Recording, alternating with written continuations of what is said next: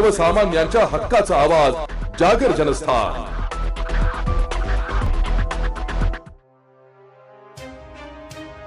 धुळे येथे अखिल भारतीय विद्यार्थी परिषदेच्या वतीने विद्यार्थ्यांच्या विविध शैक्षणिक मागण्यांसाठी आज मोर्चा काढण्यात आलाय। धुळे शहरातील पालेशा महाविद्यालयापासून जिल्हाधिकारी कार्यालयापर्यंत विद्यार्थ्यांनी घोषणाबाजी करत मोर्चा काढण्यात आलाय।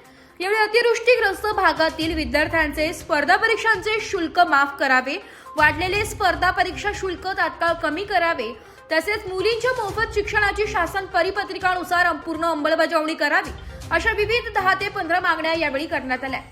विद्यार्थ्यांच्या शैक्षणिक व आर्थिक अडचणी लक्षात घेऊन शासनाने तात्काळ निर्णय घ्यावा अशी मागणी आंदोलकांनी केली आहे। मागण्या मान्य न झाल्यास तीव्र स्वरूपाचे आंदोलन छेडण्याचा इशाराही यावेळी विद्यार्थ्यांनी दिलाय।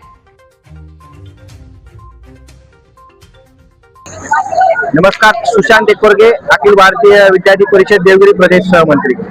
आज अखिल भारतीय विद्यार्थी परिषद धुळे शाखेच्या वतीनं शिक्षणाच्या वाढत्या बाजारीकरणाच्या विरोधामध्ये हा मोर्चा काढण्यात आलेला आहे, ज्यामध्ये प्रामुख्याने 15 मागण्यांना घेऊन हा मोर्चा काढण्यात आलेला आहे। या मोर्चामध्ये जर आपण प्रामुख्याने जो मुद्दा घेतलेला आहे तो मुलींच्या मोफत शिक्षणाचा शासनाने घोषणा केली आहे, परंतु त्याची प्रत्यक्षामध्ये अंमलबजावणी होताना दिसत नाहीये। अशा शिष्यवृत्ती असेल, मागच्या 2 वर्षापासून विद्यार्थ्यांना दिली जाणारी ज्या वेगवेगळ्या शिष्यवृत्ती आहेत त्याच्यामध्ये डॉक्टर बाबासाहेब आंबेडकर स्वाधार योजना असेल, सावित्रीबाई फुले आधार योजना असेल, यासारख्या विद्यार्थ्यांना शिष्यवृत्त्या मिळत नाहीयेत।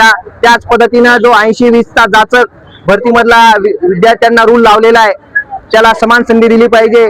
त्याच पद्धतीने जे पशुवैद्यकीयचं शिक्षण घेणारे विद्यार्थी आहेत त्यांना स्टायफंड सुरू केला पाहिजे।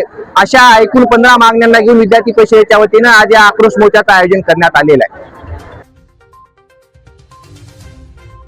जागर जनस्थानसाठी प्रतिनिधी रूपक बिरारी, धुळे।